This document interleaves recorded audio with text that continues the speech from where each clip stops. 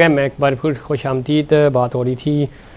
इस वक्त सबसे ज़्यादा ज़रा निगरान हुकूमत आई और महंगाई बढ़ती जा रही है। महंगाई निगरान हुकूमत कंट्रोल कर भी कैसे सकती है?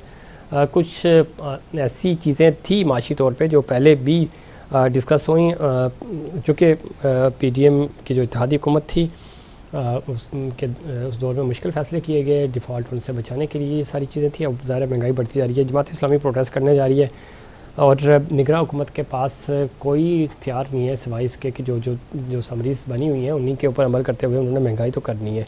कंट्रोल कैसे होगी? और जो प्राइम मिनिस्टर ने को ब्रीफ मिला उसके मुताबिक वो कह रहे हैं कि जी जो माशी तसलसल है पॉलिसियों का वो हम कंटिन्यू रखेंगे और कोशिश करेंगे कि सरमायाकारी सहूलत कौंसिल के तहत मुल्क में बैरूनी सरमायाकारी बढ़ाएँ, यही वो और इसको तरजीहात में वो शामिल कर रहे हैं। साथ साथ ज़रा 3 महीने में क्या ग्रोथ बढ़ेगी, लेकिन वो कोशिश करें कि ये चीज़ें होंगी तो ही महंगाई कंट्रोल की जा सकती है। इस पे बात करेंगे। हमें ज्वाइन किया जनाब आसिफ बाजवा साहब ने, सीनियर रहनुमा सीनियर सियासतदान हैं मुस्लिम लीग नून के। भाई साहब खुशामदीद कहते हैं आपको शो में। बाजवा साहब किस तरह देखते हैं? आवाज़ बहुत थोड़ी आ रही है मुझे। जी बाजवा साहब कोशिश करेंगे आवाज़ आप तक बेहतर हो सके, बेहतर आवाज़ जाए। बाजवा साहब किस तरह देखते हैं? निगरान सेटअप आ चुका है, ज़रा कैबिनेट भी फाइनल हो रही है, अब इनकी ज़िम्मेदारी है डे टू डे अफेयर्स चलाना, फिर इलेक्शन कमीशन 90 दिन के अंदर इलेक्शंस कराएगा। ये सारी चीज़ें आपको स्मूथली, जिस तरह आपने निगरान वज़ीर-ए-आज़म के लिए नाम फाइनल किए, इसी तरह आपको ये सारी चीज़ें स्मूथ होती हुई नज़र आ रही हैं? बिस्मिल्लाहिर्रहमानिर्रहीम, आपका बहुत शुक्रिया, आपने मुझे वक्त दिया। फिर साहब बात यह है कि पाकिस्तान डेमोक्रेटिक मूवमेंट की हुकूमत और उनके कौमी असम्बली में जो अपोजिशन लीडर थे जी, इन्होंने अपना फर्ज पूरा कर दिया और आसान तरीके से निगरान वजीर आजम का नाम जो है वो प्रेसिडेंट साहब को उसकी समरी भिजवा दी और उन्होंने उनसे ओथ ले लिया। मियां शहबाज शरीफ साहब बतौर prime minister, ex prime minister guard of honour लेके घर चले गए और नए आने वाले प्राइम मिनिस्टर ने गार्ड ऑफ ऑनर लिया और उन्होंने ओथ ले लिया। अब जो आगे सिलसिला है ये सारे का सारा जो है ये केयर टेकर प्राइम मिनिस्टर और उनकी जो आने वाली एक्सपेक्टेड जो उनके वज़रा है, जो उनकी टीम है, उनके ऊपर डिपेंड करता है। दूसरी बात जो आपने कहा कि क्या आप कैसे देखते हैं, तो मैं ये समझता हूं कि अगर सेंसस ना हुए होते, मर्दमशुमारी ना हुई होती जी, तो यकीनी तौर पे इलेक्शन जो है ये विद इन 90 डेज हो जाने थे और ये ही चीज जो है कि विद इन 90 डेज कौमी असम्बली के और तमाम असम्बलियों के इलेक्शन हो जाने चाहिए। ये बात इस वक्त सूट करती है स्पेशली PMLN को। ठीक, तो PMLN की तो ये ख्वाहिश है और कहीं भी उन्होंने ये यहाँ पे लचक नहीं दिखाई कि हम इसको डिले करना चाहते हैं। लेकिन चूंकि सेंसस का मामला आ गया है तो जो आज भी उनकी दूसरी मीटिंग हुई है, जो मीडिया पे जो उनकी न्यूज चल रही है वो यही है कि उन्होंने कहा है कि हल्का बंदियों के लिए मिनिमम उनको 120 दिन दरकार है। ठीक है, मैं ये समझता हूँ कि जब 120 दिन आएंगे, हल्का बंदियां कंप्लीट होंगी, उनके अपीलेट कोर्ट में या जो ट्रिब्यूनल्स होंगे वहां पे उनके फैसले होंगे, तो उसके बाद जो 90 डे है उसमें इलेक्शन होने के चांसेस मुझे बड़े रोशन दिखाई देते हैं। और मैं ये समझता हूँ कि इसके लिए शायद जो पाकिस्तान की केयर टेकर गवर्नमेंट है उसको उनको शायद कुछ ना कुछ मसाइल और मुश्किलात का भी सामना करना पड़े, क्योंकि इसके लिए जो राह मुतय्यन की गई है वो तो यही है कि अगर असम्बली मुख्य टेन्योर पूरा करे तो 60 डेज और अगर ये खुद डिजॉल्व करें तो फिर 90 डेज है। ठीक है, तो ये जो सेंसस का मामला है जो सलामती कौंसिल ने प्रूव किया है और उसका गजट नोटिफिकेशन भी हो चुका है, तो इसमें देखिए बाजवा साहब ये तो अब तय हो चुका ना, 90 दिन का मार्जिन मिल गया, चूंकि असेंबली जो है वो 13 के बजाय यानी 9 को तहलील हो गई थी। अब मसला सिर्फ ये आ रहा है कि जो खबरें आ रही हैं वो ये हैं कि निगरान सेटअप और जिस तरह के नाम आ रहे हैं, अभी देखें आपके सामने ही हैं जो कैबिनेट बनाई जा रही है, उससे तो नहीं लग रहा कि ये निगरान सेटअप 3 या 6 महीने के लिए आ रहा है, उससे तो यही लग रहा है कि निगरान सेटअप थोड़ा सा लंबा हो सकता है। अगर लंबा हुआ तो ज़रा माशी तौर पे मुश्किलात होंगी, आपको इंटरनेशनल जो सरमायाकारी लेके आनी है उसमें मुश्किलात हो सकती हैं। लेकिन वहाँ पे आपने चूँकि जो ये निगरान वज़ीर-ए-आज़म आए, इनको थोड़े से इख्तियारात दिए तरमीम करके, तो अब आपको लगता है कि शायद मामला जो है वो बैकअप किया जाएगा रियासती सतह पे और ये साल, 1.25 साल, 1.5 साल तक जा सकता है? देखिए, बात ये है कि जिस तरीके से आपने ये क्वेश्चन रेज किया है जी, कि जिस तरीके की या जिस तरह से जो निगरान वज़राए जो है उनकी टीम आ रही है, जिस तरह के लोग आ रहे हैं, ऐसे लगता है कि ये लंबा प्रोग्राम है इनका। तो मैं ये समझता हूं कि इसको आप कैसे इंटरप्रेट करेंगे कि कौन सा ऐसा शख्स है जो ये कहे कि वो आइन से मावरा काम करने के लिए मैं तैयार हूं और मैं ये समझता हूं कि मैंने ठीक है बाजवा साहब, इसमें बिल्कुल आप ठीक कह रहे हैं, लेकिन मसला ये आ रहा है ना कि देखिए एक उज़र तो आप पेश कर रहे हैं ना कि जो मरदमशुमारी है, मुश्तरका मफादात कौंसिल का फैसला है, उसके तहत तो 90 दिन में तो इलेक्शंस हो ही नहीं रहे।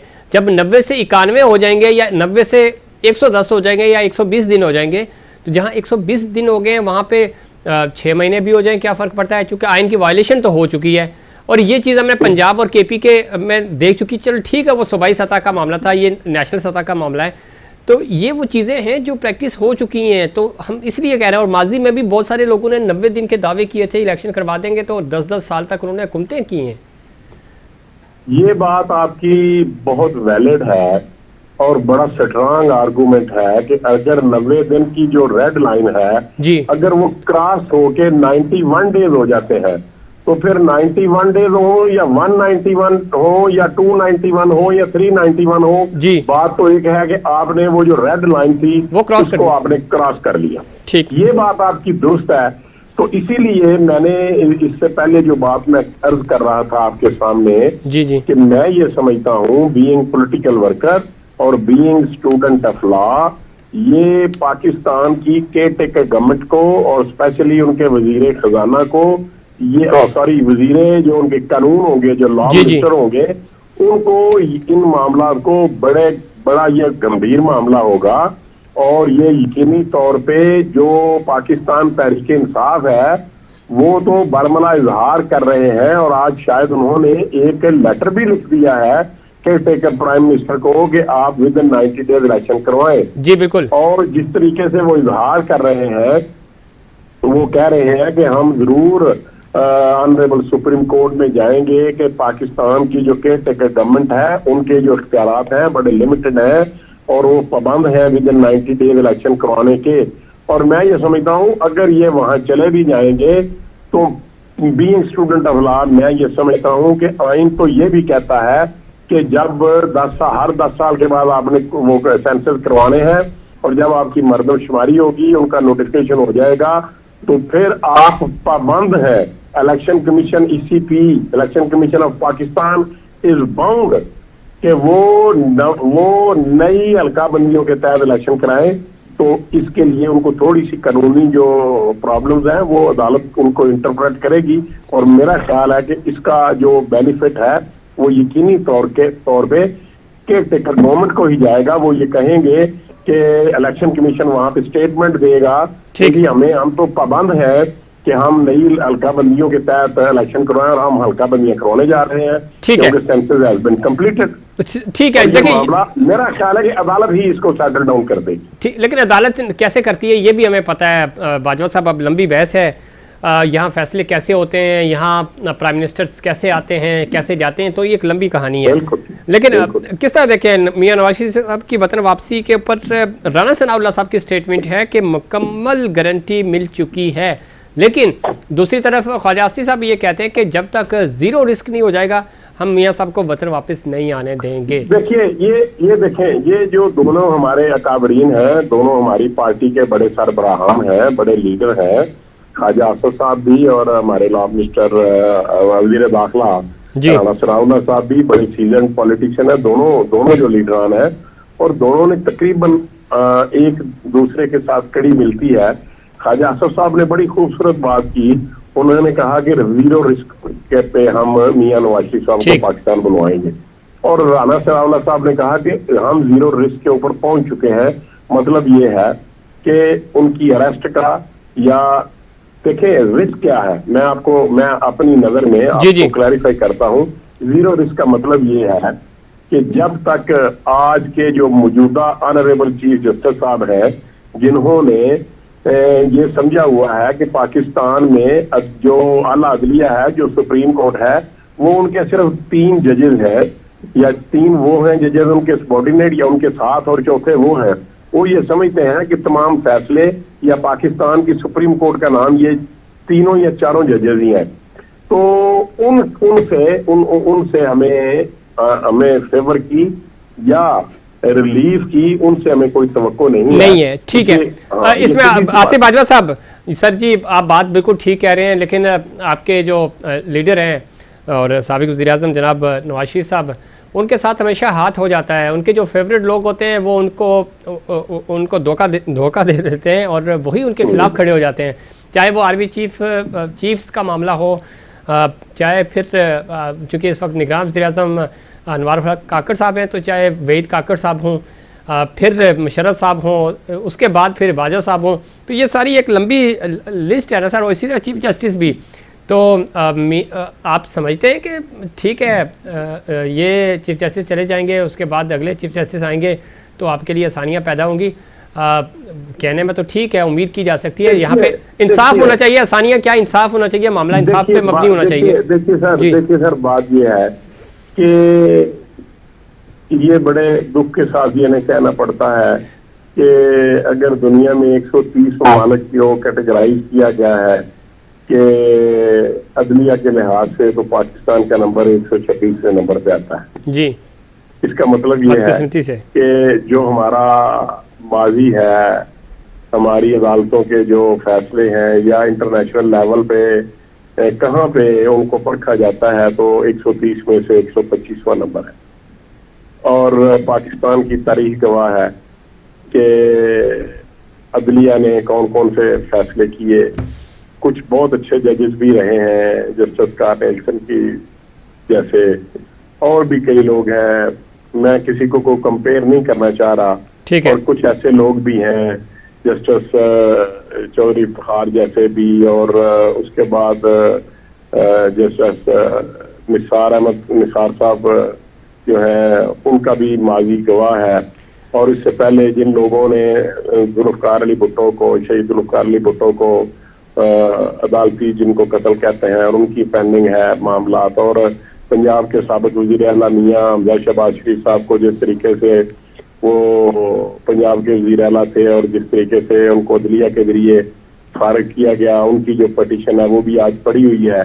और हजारों नहीं लाखों लोगों की तादाद में लाखों पटिशन जो है वो ऑनरेबल हाई कोर्ट और सुप्रीम कोर्ट में स्पेशली पेंडिंग पड़ी हुई है।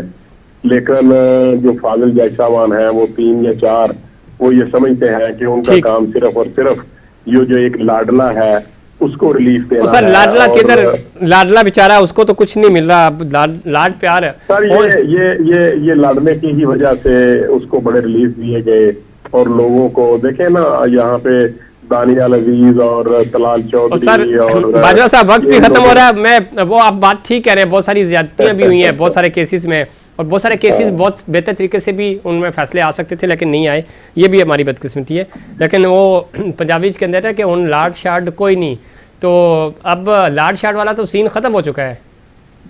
लेकिन सर अभी भी देखे ना, मैं आपको कह दिया आपने, मैं आपकी बात से इत्तेफाक भी कर लेता हूँ जी, just for the sake of arguments. लेकिन अभी देखें, जिस दिन 9 तारीख को नेशनल असेंबली डिसॉल्व हुई, उसके 2 दिन बाद जो आज से, जो उस दिन से 53 डेज पहले की एक तारीख थी, और 53 दिन का इंतजार किया गया, और इस तारीख का इंतजार किया गया कि जिस दिन असेंबलियां डिसॉल्व होंगी। ठीक, इसमें बाजवा साहब एक चीज में, वक्त खत्म हो रहा है लेकिन मैं एक चीज है, ये पार्लियामान की बहुत बड़ी गलतियां भी हैं कि आपने हमेशा, मैं आपकी नहीं ओवरऑल सबकी, जितने भी स्टेक होल्डर्स हैं उनकी गलतियां हैं कि वो मामला अदालतों में लेके जाते हैं और फिर अदालतों से क्या फैसले आए सियासतदानों के खिलाफ ही आए। तो ये जब तक आप पार्लियामेंट के अंदर अपने फैसले मिलकर नहीं करेंगे, पार्लियामेंट को स्ट्रांग नहीं बनाएंगे, तो फिर आप क्या तवक्को कर रहे हैं? जब आपकी निगरान सेटअप आया तो उन्होंने देखा कैसे फैसला दिया अदलिया ने। मैं अर्ज करूं, एक बड़ी मैं जिम्मेदारी के साथ बात कर रहा हूं जी। जो ये क्वेश्चन आपने रेज किया है, अगर आप मेरे पास होते तो मैं आपका माथा चूम लेता, और मेरे पास अगर ताज होता तो मैं आपको वो ताज पहना देता।